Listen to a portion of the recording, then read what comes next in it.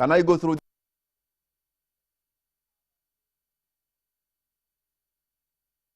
A 45 trillion budget has been read by Finance Minister Matia Kasaija.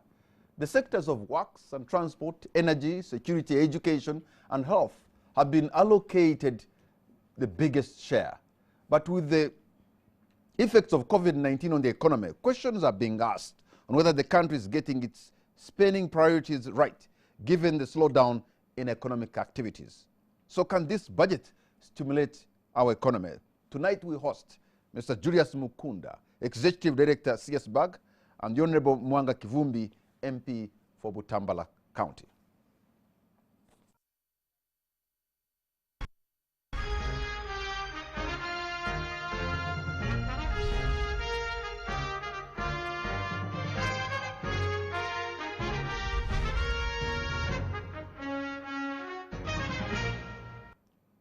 Honorable Mwanga Kivumbi and Mr. Mukunda, we thank you very much for having responded to our invitation. And the two of you are on the spot. I can assure you that the country is watching and listening. But let me, before we get into the discussion of this budget, I just want to read for you what it really interested me most was the last word spoken by the speaker, by the Minister of Finance. And I can quote here. He says, Madam Speaker, the recent emergencies, especially the coronavirus pandemic, have necessitated additional interventions and resource allocations after the budget was approved. He says, we have since been undertaking extensive consultations with several stakeholders, including civil society and the private sector, on remedial actions. Consequently, the budgets of all ministries, agencies, and local governments will be revised to align them with the 9 strategic priorities and 14 production lines articulated by His Excellency. This will focus the budget on production and not consumption. I will accordingly return to Parliament for the necessary approval, and I beg to submit. Honorable Mwanga, what did he present? Good evening, viewers.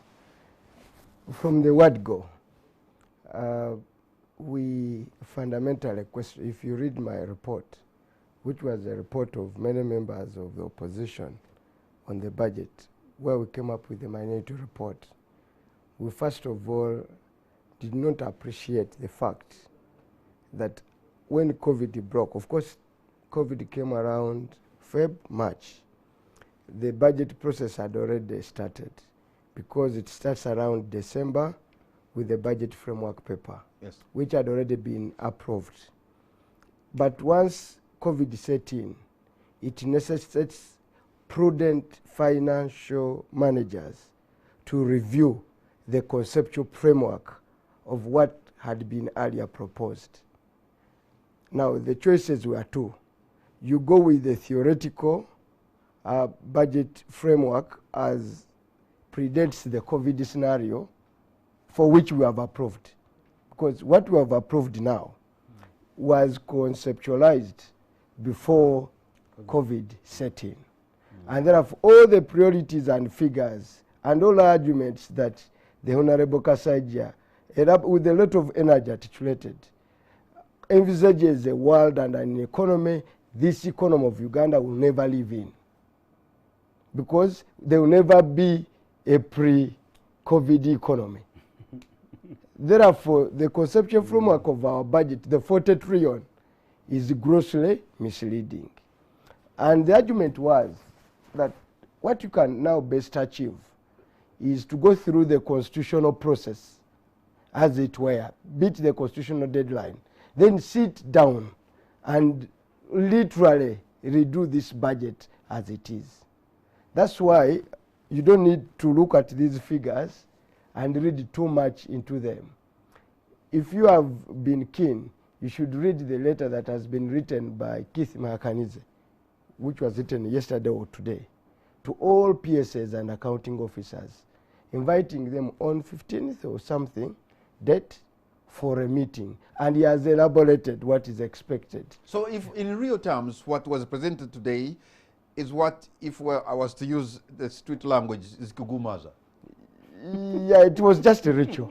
It was just go through the ritual go through the formalities, beat the constitutional deadline, go back and redo the entire thing. So therefore, all these figures you see were conceived before COVID. Okay, let me put this, because you're a member of parliament as well. The budget, you know, circular sort of paper is given to the accounting officers by September last year. Yes. And by December 31st, members of parliament are supposed to be having the budget framework paper. Yes. And by around January, citizens like us are supposed to go to the budget committee and present our views. Yes. By March, almost the budget is done. How come now the minister seems not to be ready, even though we've had a pandemic, yet the budget, it's a process. And how do you come back? Because that is going to present some legal challenges. It's supposed to be done by today. Yeah, I don't think there will be legal challenges. A budget is always an estimate, conceptual. It's not these are not figures cast in stone. Draft estimates. They are not draft. They are final estimates, okay, adopted. But they are due for revision. You can revise the three stimulus. You can bring a supplementary to a budget. You can revise it down. So fundamentally, there will not be a legal challenge as such. When you look at the Public Finance Management Act, they will be able to go through it. But the question is deadline. The question is that is act, the does time. that act give you a deadline when to stop that process Which process? of passing the budget, of giving these estimates in full? Yeah, the budget must be approved by Parliament by 31st of May. It must have been approved by Parliament, which Parliament did. Now, by end of July, because in the new Public Finance Management Act, by 1st of July, you hit a new financial year. And the resources for that financial year, I envisage it to be available. Yeah, so unlike the other time. So now, before you know it, you have about 3 weeks to start the new financial year. Yeah, 3 weeks. And yet, you do not even know where these allocations are not very clear. Yeah, the allocations, that's up to those who are running the budget. But what should concern most Ugandans is that you have a 45 trillion budget. Now, the 45 trillion budget, you must critical. I've had you run. It's even that figure is grossly misleading, because you don't have 40 trillion to run the economy. Because what you have is that government is going to collect 21 trillion envisaged. Then you ask, where is the 15 coming from? Now, part of the 15 is that external funding is going to be rather like 9, if the figures that go by. And then domestic borrowing, which they are going to borrow domestically, is going to be another small figure. But the large figure, which is 9 trillion, 7.7 trillion, I've seen it there. It is what they call debt refinancing. Now, debt refinancing literally is not money available for you and me. It is money that owed because of our huge debt, which we have. This money is supposed to mature because it's shell, treasury bills, and bonds. Okay. It's supposed to mature. So the money that is supposed to mature and the government to pay the people by the people of Uganda, who government owes money, is supposed to be 7 trillion. Now, government does not have 70 trillion to pay. What they are going to do, they are going to go back to the market and borrow afresh. Then pay. It's like they for you to pay Mwanga, you go to Dosman and you borrow. You borrow to pay your debt. You pay the debt. Now, the net effect, which figure you have not read, is our increasing debt portfolio, but our increasing interest rate. I saw the president, by the way, very cleverly skipping to state the figure. I said, the Minister of Finance will tell you the figure. The figure is the third highest expenditure on our economy, which is nearly over 3 trillion of interest. 4 trillion. It's going to be 4 trillion. Interest paid on money borrowed domestically. Now, if you have an economy that is running, but now on 4 trillion plus the 7, you have 10 trillion that literally goes to run your borrowing. Not even to pay the debt, but to service the debt. To service the debt. Okay, let me come to That's you, how Mr. bad Mukunda, the Mr. situation Mukunda, is. because the minister begins by telling the country that the economic outlook is positive. I wonder how people who have lost jobs can take that message. I wonder how people who are not in production will take that message. I wonder people who are engaged in the travel and hospitality industry can take that message. You have walked the journey with the ministers, with the MPs, in the budget framework paper. Even though this is the minister's document, it's more or less also your document because you have been there from day one in analyzing these figures. Wow. The economic outlook being positive, what's your take? I think the minister is trying to give us a hope, which I think is very important, by the way, because if you are there and somebody will say you are hopeless, you're going to die the next day, you might even not reach the next day, you might die there and there. Probably is trying to give a hope. Secondly is that the minister is also relying on the past, the past resilience of Ugandan people, that we can only work hard and get out. But the fact of the matter is that we have serious challenges coming ahead. Actually not coming ahead now, we have challenges and also coming ahead. And it matters so much what we are going to do now to see how much damage we can be able to save. Because the damage is there. Everything is going south. That's what now the new language, everything is going south. And I think the minister, in my view, is, I have come to learn that we need to be candid of the situation. And we need to understand that here is the challenge for Ugandans. Our revenue is definitely going down. But you sort of seem to be supporting the minister because he has to give hope. You don't have to give hope. Sometimes you have to give hope that has some, that is backed up. You cannot give us false hope. Yes, sometimes, I mean, if you're in a hospital and the doctor looks at you and say, oh my God, you are dying the next day. I mean, I think that's not a good idea. But the fact of the matter is that I would want the minister to express it in this way, that fellow Ugandans, we are in problems now and also tomorrow. And you look upon you to see how we can resolve this particular problem. But to stand out in the middle and say, do you know what, the picture is very bright, and you're not telling me how I'm going to reach that brightness. That is when it becomes my problem, Kamara. That is when it becomes my problem. Because like you said, the people who are in the travel agency, for example, at this particular moment, you need to tell them that, yes, we understand your problem. This is what we are going to do to ensure that we reduce the damage that is going to be done to the economy. And that's what I wanted the minister to say. Two is also to be very candid, because you see, when again you begin to say the future is very bright, to be very candid and say, our treasury is likely to be empty. Then you will reduce the appetite of those who are coming for advances, those who are coming for free handouts, those who are coming for freebies, so that they know that it is now time to bring money. For the first time, I have not seen the minister coming with very concrete proposals on how to raise money, except that he's telling us the proposals on how to give tax reliefs. And at this moment, by the way, that is the choice you have, that you must give relief of people who have been hardened, who have been hit hard, so that they can create surplus and demand, because everything around now is around bringing production. But I think we also need to work on demand. Okay, Honorable Manga, the minister says the budget will support the economy to recover. We know now the president has given us a dichotomy of the economy, the real economy and the vulnerable economy. You are a member of parliament and your job is to appropriate funds. How much have you appropriated to the real economy? Now you have to understand the structure of our economy before you get worried. The economy we budget for here and the real economy, which the peasants depend on, are two different worlds apart. Now, when you look at the number of Ugandans who are not part of the commercial economy, who produce for subsistence, who don't actually care whether you have inflation, whether COVID has come in, or, and you know the president has been, this time he did not mention that percentage. Now that percentage of Ugandans is the biggest. 70%. It is 70%.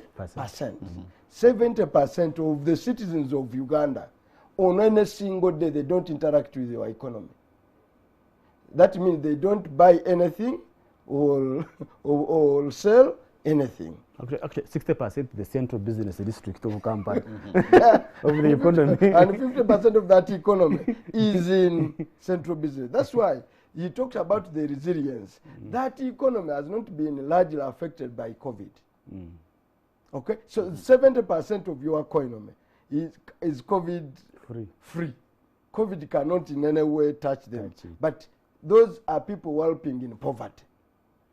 Okay, and they're dense poor. Now, when you go to this other economy of ours, then you go to the formal economy and informal economy. Now, what the president calls the real economy and the vulnerable economy is that the economy that can hurt Ugandans is the vulnerable economy.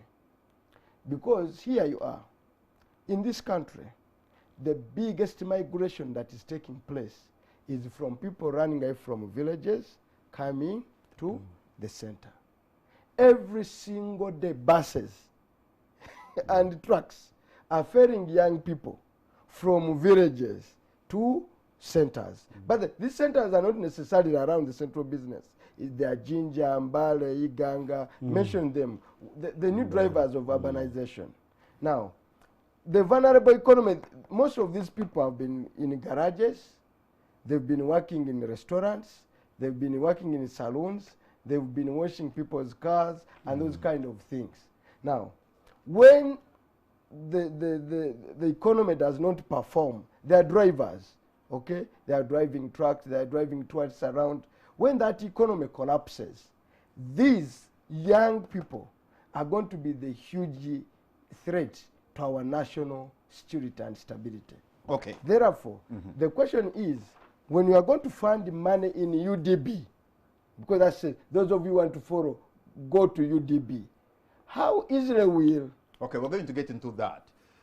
But I didn't want to break this, but because we have things happening in the region, I'd want to connect to Bujumbura, where we have Burundian journalist Moses Habyarimana standing by there. And following the passing of President Pierre Nkurunziza, the cabinet in Burundi has failed to find a temporary successor as the country waits to install the newly elected president in August.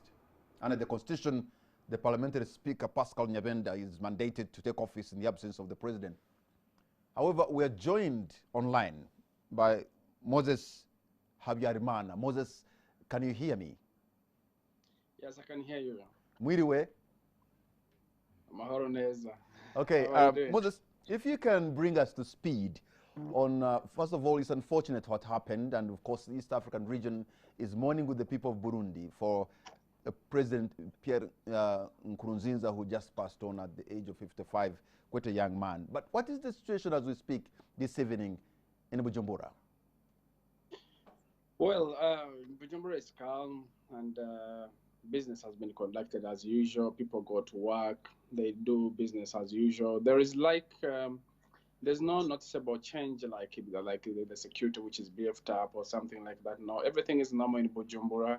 People are doing their business, but of course you can feel that sadness in the people. I talked with a couple of people on the streets and asking them what they feel about this shock death of President Pierre Nkurunziza.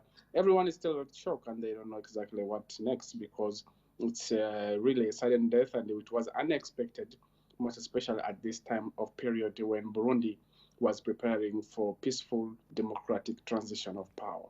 And talking about peaceful transition of power, under the constitution, your constitution, the parliamentary speaker, I understand Fiscal Nyabenda, is supposed to be taking office. Is that the case, or that's not the case as we speak? Well, we are yet to know exactly who will actually take the interim currently, because even though the Constitution states Article 121 about who can sit in the interim in case the president dies. But again, when you look at the Constitution, it says that interim during that period is when the speaker can be able to conduct the elections. But remember, we have just finished the elections, and the Constitutional Court already announced the results and the winner of the elections, and we already have a Burundi President-elect. So it's up now to the Constitutional Court to decide exactly who is going to sit an interim, or we're going to see the Burundi president-elect taking over. Now, the president-elect, General Evariste Ndayishimiye, is a man who won an election, I think, with a landslide. Isn't it prudent that since you have a president-elect, maybe he just takes over instead of, you know, taking any other shortcut that could plunge the country into some kind of chaos? I think it's better to follow the law, and the law is very clear on that, and that's why even now the Burundi government, we saw that early morning they conducted their first cabinet meeting, whereby they discussed these issues and they sorted it to go to the Constitutional Court in order to get advice or guidance on who is supposed to take over during this period. Is it going to be the speaker? Is it going to be the president-elect? So it's going to be actually the decision which will be taken by the Constitutional Court in this time and period. But currently, the situation is calm and people are doing their business normally, though it's really terrifying and shock people already. You know, it's something that they didn't expect it to happen at this time. So as we speak today, who is in charge in Bujumbura? Well, we have seen the vice president of Burundi actually chairing the cabinet meeting, and who is taking now some of the roles of the president. But again, we can't really confirm and say that he is in charge. But we are waiting and to see what the pronouncement from the Constitutional Court on who will be taking charge during this period. Remember that it was only less than 2 months away from the Burundi president-elect Evariste Ndayishimiye to take oath. So we are still waiting and see exactly what will be happening on the decision which will be taken by the Constitutional Court, which everybody will be waiting to see and see what happens next. But I also understand that you've had quite some kind of tumultuous past with the people opposed to the government or the party of Pierre Nkurunziza. You've had people like Rwasa who are not in talking terms, and of course you've generated a lot of refugees in the region. So isn't that a serious kind of a precursor to trouble? Because there's a recent history of conflict in your country. Well, I don't see any trouble with that because, you know, Burundi has come a long way. And to be sincere with you, it was a milestone about the recent elections for Burundi. We have to appreciate what Burundi has tried to come up with. You know, they financed their elections and they tried, you know, you remember that Burundi has been in a civil war and they have been fighting hard so that they can be united and these ethnic divisions should not remain again in the country, and which we have seen for recent times. Because when you see the political differences in the political scenarios in Burundi, it's not now based on the ethnicity. It's now based on politics. They are playing politics. So this is a major achievement for Burundi.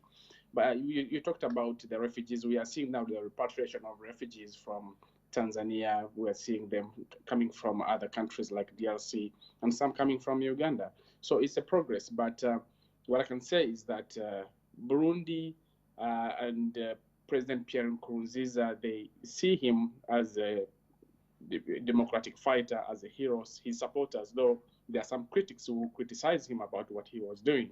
But again, the largest support which he has here in the country and the move that he accepted to step down despite amending the country's constitution in 2018 speaks much volume about the Burundi's democracy and efforts to mend the peace and stability in the country. Moses, just the second last question I have for you, because today the East African partner states of the East African community were reading their budgets. I wonder in Bujumbura whether the Minister of Finance was able to do that today. No, I don't think so. I don't think if it's even the right time, because now Burundi is mourning the passing away of the president Pierre Nkurunziza. So I think people now are more focused on mourning, and they're in grief. You know, they can feel the mood, and we don't see this business being conducted anytime soon. But probably when time comes after this mourning of 7 days, I think everything will be getting back to normal after all. But again, this current time, we don't see anything which can go any further other than paying the last respect to the President Pierre Nkurunziza. And lastly, of course, we know he was a young man. As the country mourns, I'm sure the family is even mourning much more. But when I talk about the family, there was talk that immediate members of his family, one of them was sick. I'm talking about his spouse. Can you confirm that? Well, those informations have been circulating in the media, and they've been talking about her going to Nairobi for treatment, coming back. We saw only those information from the media outlets which are reporting about it, but there is no any official confirmation about those reports. What we know is that the family is doing well, and also there have been rumors that President Pierre Nkurunziza's mother had passed away as well, but we are yet to confirm about this. But again, the advisor to the president came out on Twitter and said that the family is doing fine, the mother is doing fine, the whole family is doing fine. So these are just rumors. So there's a lot of which has been going on social media, and possibly it may not be true about it. So we have to go with official confirmation about the government. What the government is saying and what you're hearing, can they be independently verified? I don't think so. I don't think so. Social media is always social media. Anyone can write whatever he wants or she wants. They have the right. But again, if we want to get the right information, it's all about going and verifying and through the right sources. Okay. So, as I said earlier before, is that the advisor to the president's office said that these are rumors and the family is doing fine, and that's what we have to go with. Moses Habyarimana, we, the people of Uganda, I'm sure, mourn with the people of Burundi. It is sad to lose a head of state, and we thank you for your time. Urakoze cyane.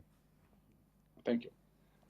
Thank you very much. That is Burundian journalist Moses Habyarimana was talking to us from their capital in Bujumbura about the sudden death of Pierre Nkurunziza, the president of Burundi, and what they are going on through right now. So I think we're going to take a break, and when we come back, let us continue discussing the budget as was presented by the Minister of Finance, Matia Kasaija, today to the members of Parliament and, of course, the rest of the country. We'll be right back.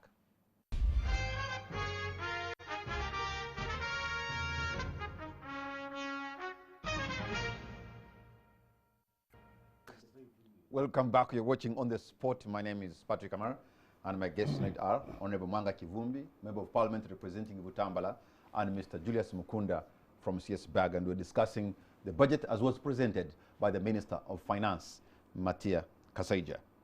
You know, there seems to be a bleak future, really, because the global pandemic of the coronavirus that has presented some kind of an existential threat to the world, we still do not know how it's going to end, where it will stop, the destruction it's going to cause.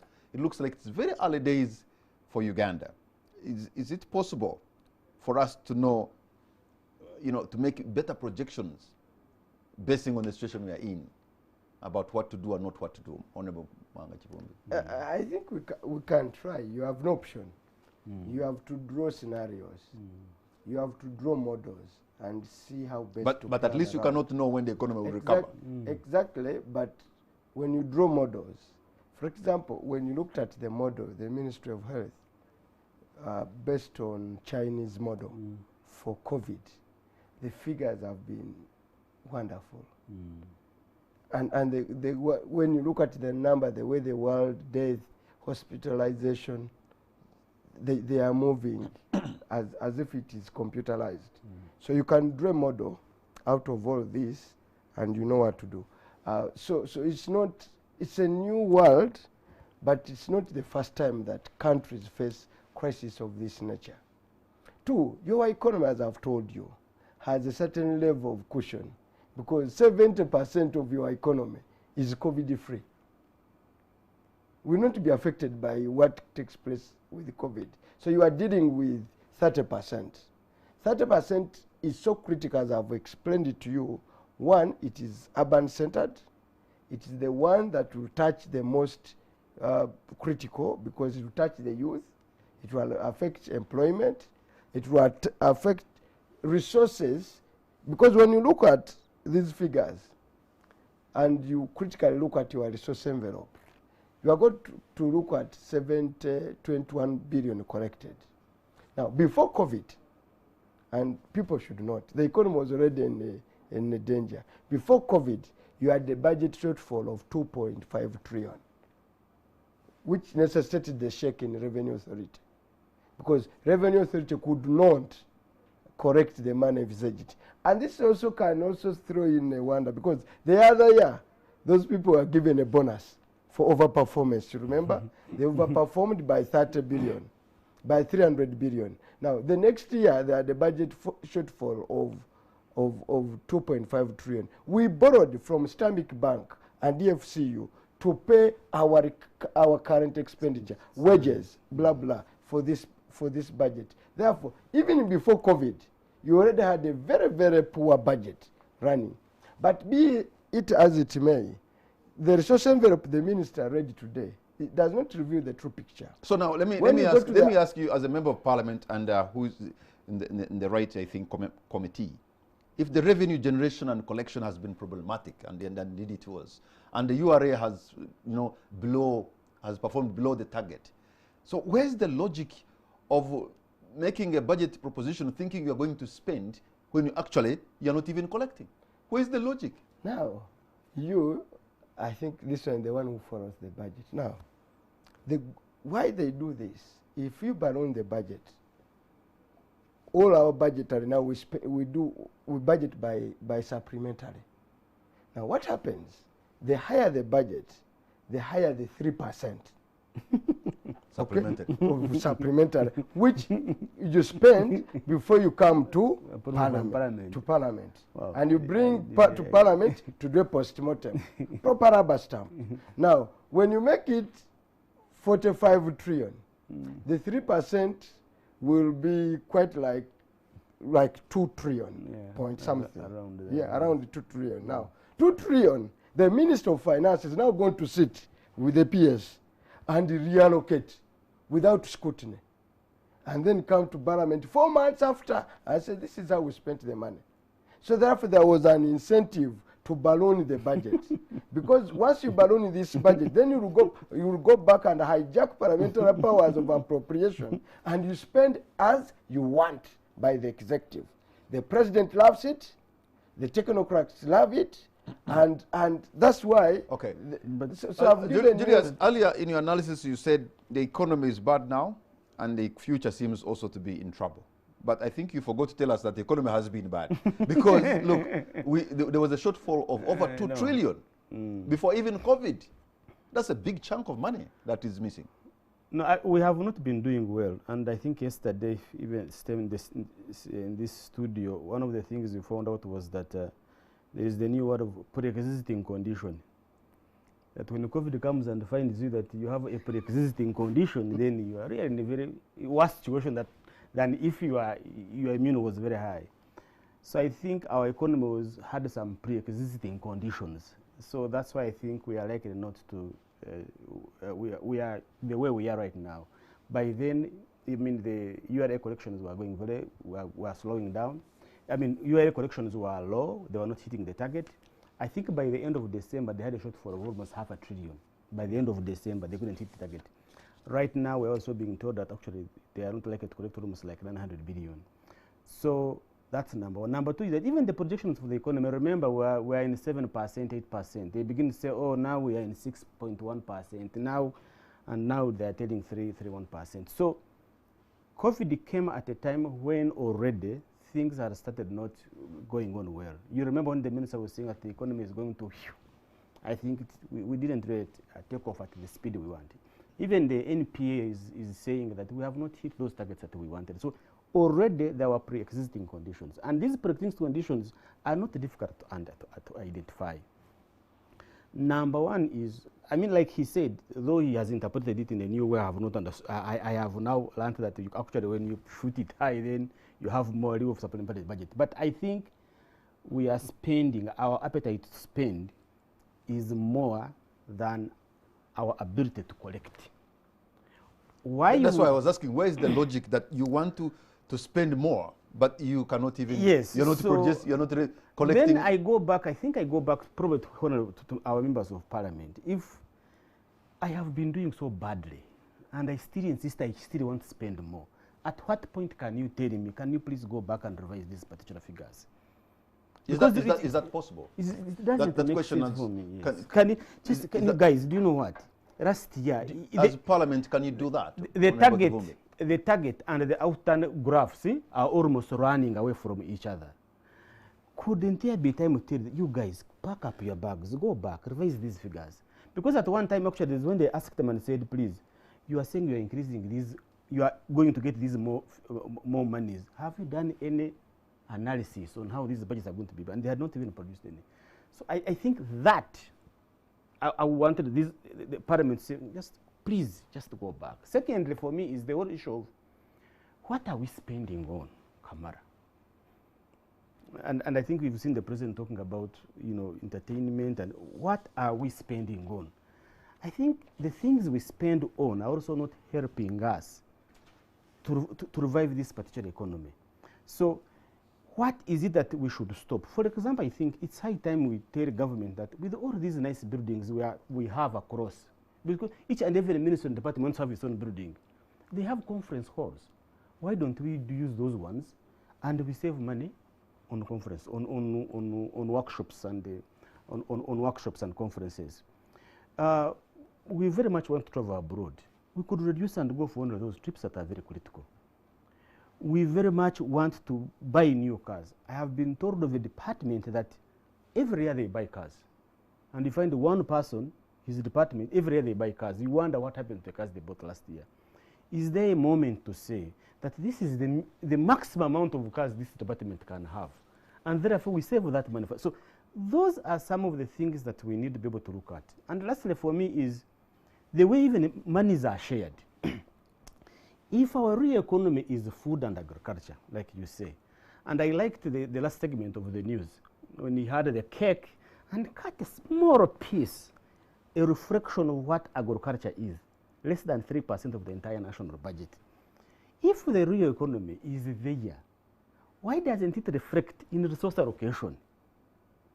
If the frontline services are at the district level, why is it that the districts still get so little for them to survive?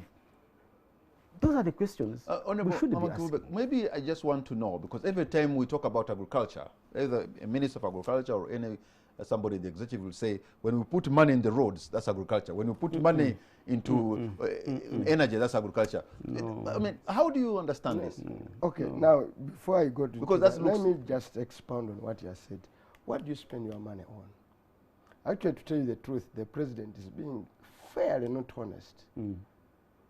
The idea he is talking about budget cuts, if you read our minority report, is us who came up with the concept that you can save trillions of money by going, actually every item is now identifying who identified it. He was now crediting Saleh's team and blah blah, not acknowledging that for the first time the opposition read the way. I read that report personally. I wrote it, I read it, and said to Parliament, I said, you can save, actually came up with models. Now, let me say, where do you spend your money? On those items, if you increase security, okay, just for security, that is the army, okay, intelligence, police, prisons, you spend 6 trillion of your money. Okay? Now, on those other items talking about entertainment, travel, of recurrent expenditure, you spend another 5 trillion of your money. So that is 11. Now, you go and pay interest on loans for 3 trillion. 4 trillion. For 4 trillion. 11 plus 4, you get 15. 15. Maki, you are working on 21 trillion. Now, when you pay wages of people along the way, who are not in the other sectors, you spend another 2 trillion. Therefore, money available for development from your revenue collected internally is only 2 trillion. The rest of the money you will need, you will have to borrow it, either domestically or external financing. Now, you are asking me whether Parliament has done its part. Yes, the role of Parliament knows the law. Parliament cannot increase the budget. We can only increase it by 2 shillings. That's the law. two in Nusubiri, 2 shillings. But beyond that, we don't have those powers. Now, literally, it is the sole executive, it's the sole responsibility of the executive to come up with a budget and revenue, expenditure and revenue. That's literally what a central government is all about. Therefore, before you task Parliament, you ask the President of Uganda is the Minister of Finance. Yes. Okay? Why is the Minister of Finance? Is that he has a final say on how money should be spent. Therefore, before you even ask Parliament, ask the entire executive, ask the entire Minister of Finance, Kithi Makaniza, Bank of Uganda, all these other fellows, whom you pay daily, to look at these figures, 2.7, and say, our economy is doing like this. You have the smartest economists in those positions. They drive the most, the best model cars in this country. Latest vehicles. Latest top of the vehicles. range. Top of the range. They are given all things to think through and help the country. So before you task me, who represents the peasants, how about these ones you pay to do the job? So are we celebrating a failure of the president, of government, of the Minister of Finance? Because before, a lot of people are fond of putting a lot of weight on Parliament. Yes, Parliament, we are the firewall, okay, between the executive and the people. Yeah. Parliament is supposed to do, I'm not saying we've not done our work very, very well, I must say. You can do better. We can do better. But the buck does not stop and start with the Parliament. It stops with the president. So the question we are asking, if you are having a government that has been in power for 35 years, would you be still gambling? How can you gamble for 35 years? You are still gambling whether you are coming up with the 11 points, now the 10. You haven't mastered anything. For example, let me ask you, what has happened to the investment decision in oil sector? For how can you take 3 years to make an investment decision? What has happened to your oil? How can you be a country that produces power that you can't consume and you pay for it? Are you aware that we are producing a lot of power which you cannot consume and we pay for it? And paying heavily. And we are paying heavily. Now, are you going to... So, who has been in charge of this country? Let me also ask you, we sometimes don't ask these questions. How comes we are going to spend in this financial year 3.5 trillion on classified expenditure? It is high time the people of Uganda asked Mr. Museveni. He's talking about hemorrhage. Okay? It is high time we ask him, how do you spend 3.5 trillion on classified expenditure? And believe you me, they're going to come with a supplementary. Yes. So they've spent in this financial year, you are aware, it is 3.5 trillion. The other day, he explained what a trillion can do. You remember? The one borrowed from World Bank said UDB will stand. The economy will do this. 1 trillion, there will be money for this. But 3.5. And this is the money where the president has the first call. The president of Uganda, you're asking, has got money for donations, 180 billion in this year's budget. What's the budget of agriculture? 1 trillion. No, now, a vehicle of the Minister of Finance goes at around 500 to 600. Building a classroom block in a rural area takes about 50 million. That means the Minister of Finance and those big people sit in 12 classrooms as they drive to go to students studying in trees. Now, but this is for a head of state that has been with us for 35 years. Okay, unfortunately, some of these questions would have been answered by somebody from the executive.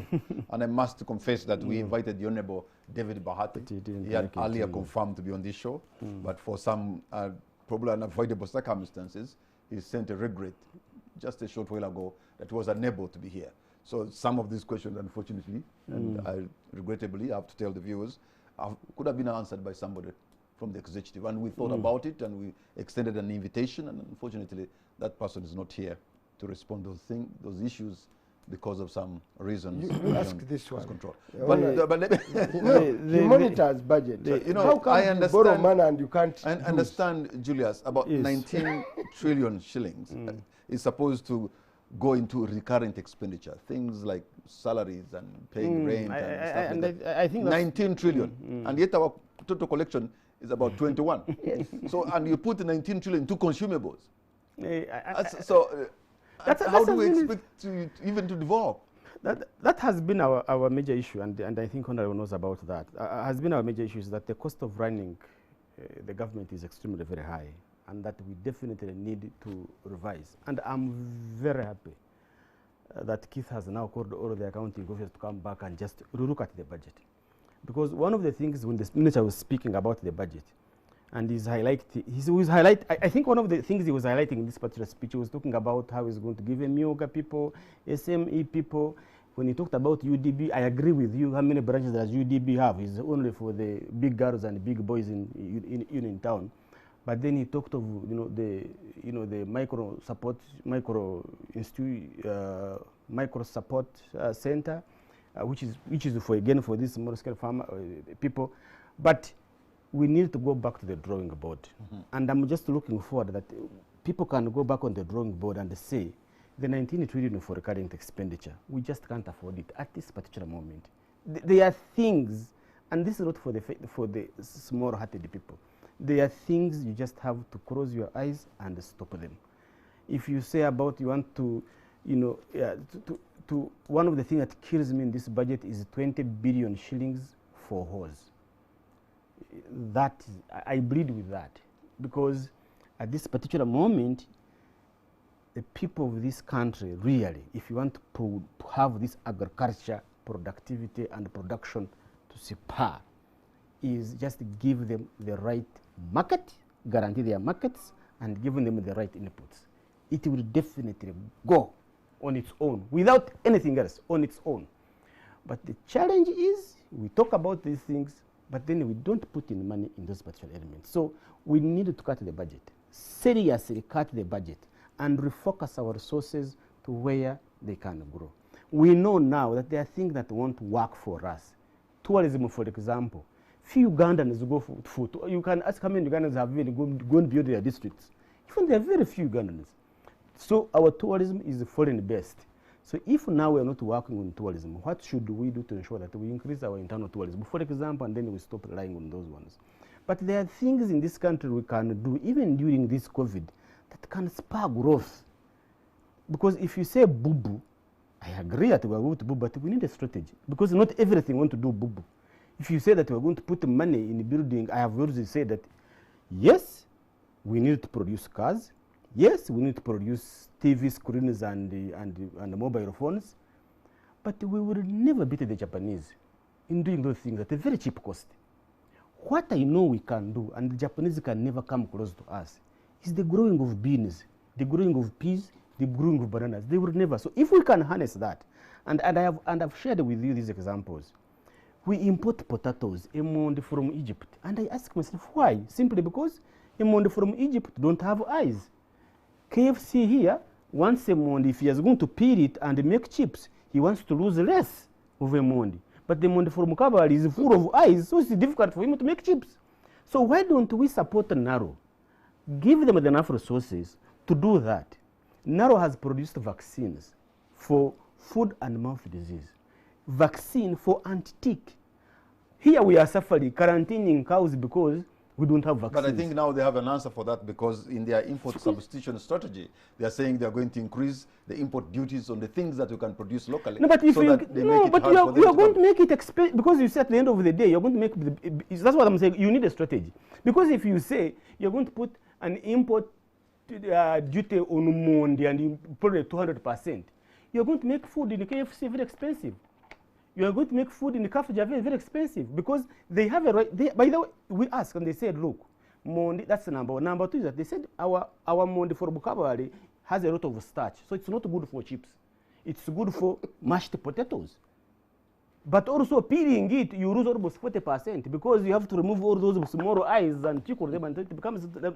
So why don't we first build the capacity of Naru to produce the right varieties. And that's not only Mondi. You go to all other varieties of Apples, agriculture. mangoes. Apples, mangoes. Go to our factory in Soroti. I am told actually that farmers produce more than it can consume. That's what I'm told. Although I heard of a story that they're importing. No, you are told of a wrong story. That they're importing from Kenya and Tanzania, something like that. But for me, the fact is that if you have that factory, bring the right varieties for farmers to plant and supply the factory. That's how planning is all about. And it's not rocket science. So, Honorable Manga, when you sit in that parliament and the ministers comes with that proposition of import substitution and all that, what do you make of them? First of all, it's making a case for budget cuts. I don't think we need to make a case for budget cuts. You need to make a case for political, administrative reforms and economic reforms. Because a mere budget cuts will not solve the problem. I think what we require, you see, what drives these huge recurrent expenditure? Where does the money go? I've told you it goes to classified expenditure. Now, what drives your huge defense expenditure? Is it the strength of Konye Nigaramba or a fear of terrorism? So if you are talking about defense, what are you really spending your money on? Because defense is the number 3 on your budget. I'm just giving you an example of defense. Number 2. Is it number 2? Or defense is Yes. number 2. Now, defense, defense expenditure are largely driven by political reasons. You are manning all these things, spying on opponents, buying equipment to control social media, blah, blah. That's why you are spending your classified expenditure. And another one, a huge part of it is used to buy people like, if Kamara here develops ambition and you are strong like a full figure, they use classified budget to buy you. Now, that's how. I'm told that is NLM money. No, it's not. I've told you. NLM has money. When does it, when do they fundraise? Now, that is how you are defending. Now, 2, what drives your huge budget is the fear of the young people. The young people need jobs. They need money. They need to be happy. That is all. So can you solve those problems? Huge population, environment, degradation will threaten the other peasant economy. That's why you need to spend money on. Now, therefore, before you talk about budget cuts, you have a huge parliament of 400 and something. Does the country need that parliament as huge as where I sit? You have a very huge, every day you are creating new administrative centers, districts, blah, blah, blah, blah. You know what is happening. The president moves around the country and says, here, you have a political problem, I'm giving you a district. No, but you see. Now, until you tackle those. You have said the right part. For administrative costs. Yes. I think you're on spot on. Currently, I think we have 700 administrative units that were created but are not functioning because they don't have money. Yes. And now we have 700. and now we have added cities. I mean, and when they were passing it, I just laughed because I knew there was no money to even to start them. But also, I think the other point is on the point of these restructuring, of bringing together these small units that we have created. And we have calculated, I think we can save almost like $1 trillion. Just that on the first. Yes, every bill that comes to Parliament comes with an authority. Do you know why there is an authority? People want to move from the traditional civil service to go to authorities because authorities pay better. So wherever they have an opportunity, so these are the things you need to look at and say. Now, a mere saying we budget cut. But you see, would I remember at the beginning of President Yoweri Museveni's current term, which he called Kisanja Kuna Mchezo. He said he wanted to, rationalization, mergers, and restructuring of these MDAs to avoid duplication, like you're saying, maybe these authorities, and so that you create one entity. You don't have so many things, sometimes entities, sometimes competing for the resources, doing the same work, same roles. But that was never, put into practice. So that's what I'm saying, that before we even call for budget cuts, look, how much money should we use to run Bank of Uganda? Last year they came for 400 billion. Recapitalization. In this year's budget, they have 600. Recapitalization. So how much money do you need to run a central bank in terms of recapitalization? We are told we need that thing to be very strong. No. What I'm saying. And actually, in all my work, I never wanted to attack the Bank of Uganda because the thing, Bank of Uganda is more on speculation. If people feel that they are not strong enough, then your interest rate just high. The question is, the moment you fear to ask the big questions, now, Bank of Uganda should have a recurrent expenditure then, so that we give it money every year. Now, these are the loopholes that take a huge chunk of money. Before you even go for this, you need reforms in the Bank of Uganda. How big a civil service do you need? Now, until is President Yoweri Museveni, which you must ask as a leader now, capable of instituting those reforms, and he survives politically. Now, he talks about hemorrhage. What is the unit cost of which you do work in this country? Because this is not miracle. Today, when you Google, okay, and you want to buy a plane or a bullet or anything, you'll get a price on Google. But in Uganda, I saw 35 billion, okay, for masks, these ones. Now, I calculated the number of Ugandans, I know if you saw it, I calculated the number of Ugandans who are above 6 years are nearly like 35. So now, that means if you have budgeted is 35 billion to buy 35 million masks, that means this small piece of this one is going to go to 1,000, if I'm right on my figures. Now, if you gave Chinese to produce for you this, they will give it to you at 50. Now, but the factory you have given in Nyanza, you have exempted it from corporation tax. They are the brought that we pay for the electricity and water bills. This is the one that is again going to sell to government at 1,000. What kind of economy are you running?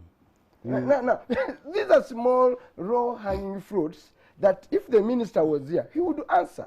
Even Keith Makaniza, these are not magical things. So therefore, the question I want Ugandans to know, that before you go into these big issues, us, we are not like civil society. Me, I'm in a position to ask any question and get away with it.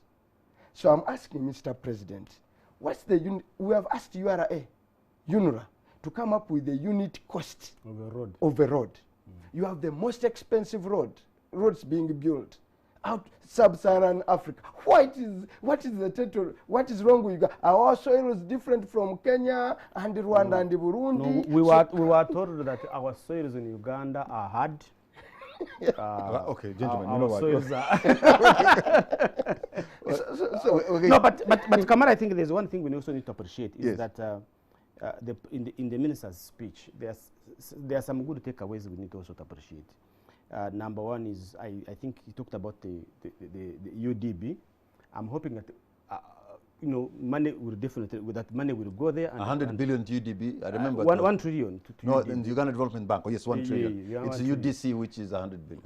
Uganda Development Corporation. UDC is around 136. They have given it a little money, but it's a very good start. But for me, my moment was to look at now to begin to calm down really and understand that this economy is driven by a Muntu Wawansi, that the small and medium enterprises, the Saroon guys, the border border, the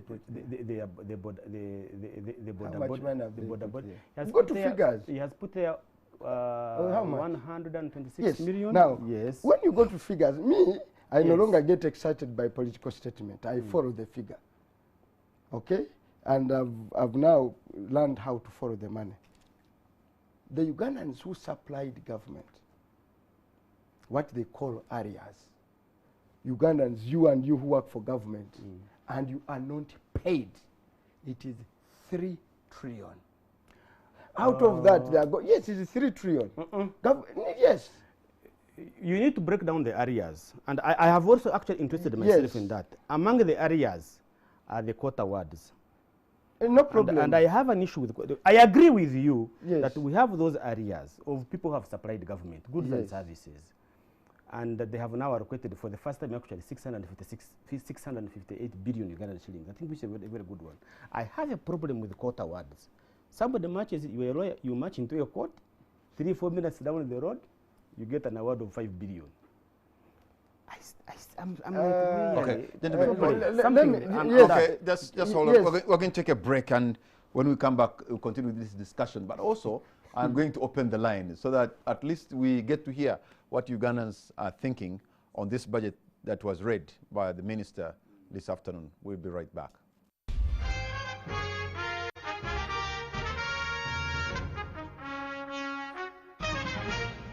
Welcome back. You're watching On the Spot. My name is Patrick Amara. My guests tonight are Julius Mukunda from CS Bag and Honorable Manga Kivumbi, Member of Parliament representing Butambala. And we are going through the budget that was given to us, or read to us by the Minister of Finance, the Honorable Matia Kasaija. So, you know, this has been a very tough one because we seem to have raised more questions than we could have answers. And that is frustrating for me because somebody should be able to answer some of these questions. But I know Ugandans are listening, and Ugandans are making sense of these, and perhaps you'll be tasking whoever is responsible for this to be able to answer the questions we have raised, but also the questions that we have. So moving forward now,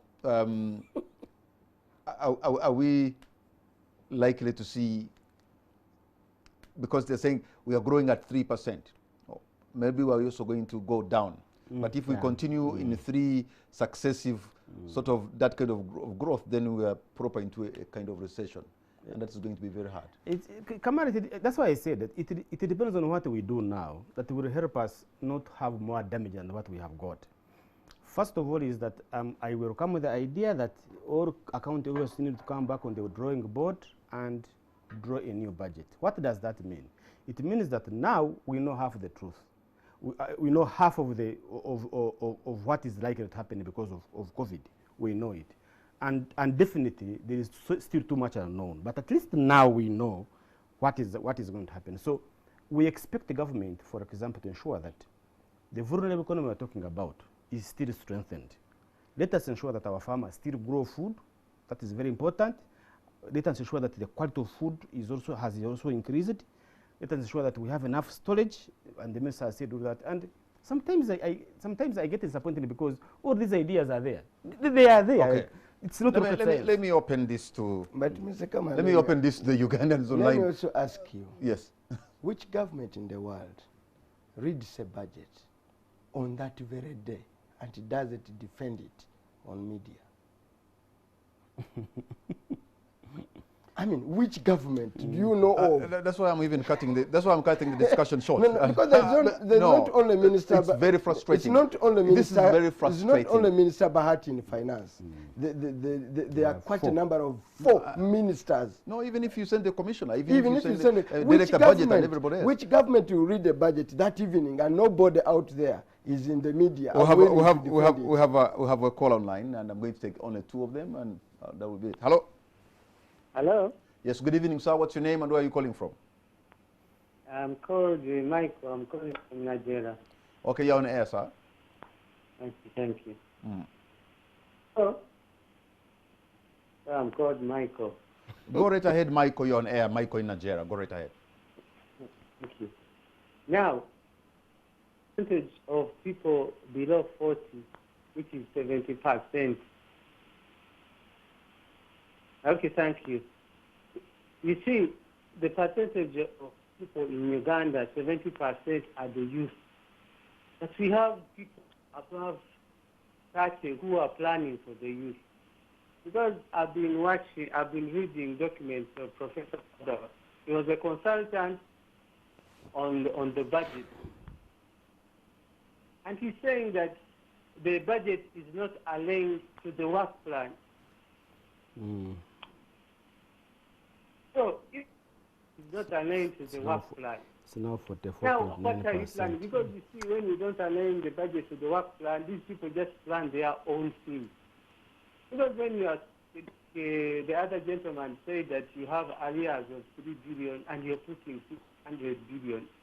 Now, how do you expect the small people to work? Because, you know, these arrears, they contribute to the money that we are saying there's no money in the economy. So if there is no money in the and you're busy planning, buying transformers from abroad when you have a factory here which employs people. You see, you have your work plan to the budget. All these things you're talking about cannot, you need to get the people, especially Minister of Finance, to plan for younger people. But you people are just planning for yourselves because you are not in the budget to the requirements, because the requirements need the people to get employed. Not those other things you're doing which don't relate to the workforce now. Okay, I can hear some sense of frustration in your voice, sir. But you probably are venting your anger to the wrong panel. But we hear you, and Uganda is listening to what you're saying. Let me just take one more caller. Hello. Hello. Good evening, sir. What's your name? Yeah, this is Ikoma Indigen from Kajansi. You're on air, sir. Yeah, for me, my only concern is, however much in Uganda we still believe that for someone to think for the government, he has to be in the 60s. So long as they are still thinking for us, the youth who are .com, and even are more up to date than them, then we shouldn't expect anything good from them. Actually, even I even didn't know that they read even the budget or what. I'm just seeing on social media because it's more useless. For example, I saw something like the ministers in Finland. You find that on average they are in 30s, but in Uganda here, a minister who is in 30s is in a ministry that totally has nothing it can impact on even the fellow youth and the country. But let me ask you, from Kajansi, Ugandans, the majority are young people like you, and so for the government or the leaders that we have, you are the people, the majority who have voted them into power. Why can't the young people choose the leaders whom they want and go and present their numbers, and those numbers, if you overwhelm the system with the votes, even if there was somebody to rig, you cannot rig enough because there will be too many of you. Don't you think also you are to blame because you have not come out and then support the people who you think are going to deliver this country to another place that you desire?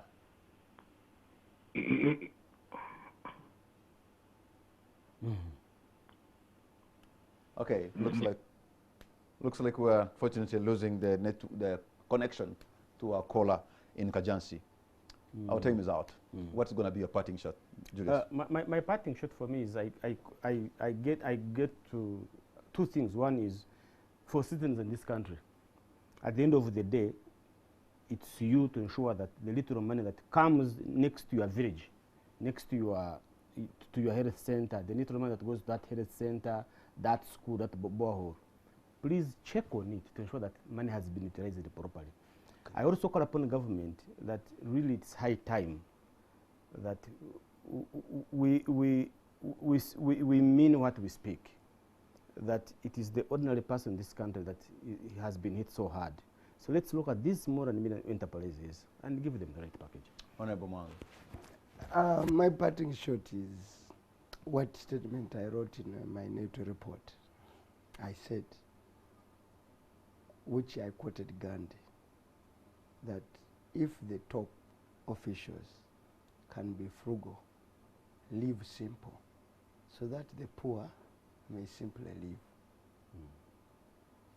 As simple as that. Can we all agree to live simple, so that the poor may simply live? All right. Can we see the president live simple? Can we see ministers live simple? Can we see everyone live simple, so that the poor may simply live? I think those are very powerful words. Thank you very much, Honorable Mwanga Kivumbi. Thank you very much, Mr. Julius Mukunda. And all of you, thank you so much for your company, especially those who have called in and those who are trying to. And like I said, this discussion was more or less like one-sided, but I must repeat this, that we extended an invitation to the executive, and in fact, they said they would be here, and until the last moment, they were unable to make it for some reason that I don't understand. But just in case, we extend an invitation to somebody in the executive, please try to come. And if you are busy, because we understand you can be busy, maybe there's somebody you can send. If that person cannot make time, I know there's another person they can send, because there's always somebody in office. So that when we raise questions here, somebody is able to respond, not just because for us, but because of the people who vote you into those positions of power. They need to listen to you. And this platform is for free so that you can connect with your people. Good night and God bless Uganda.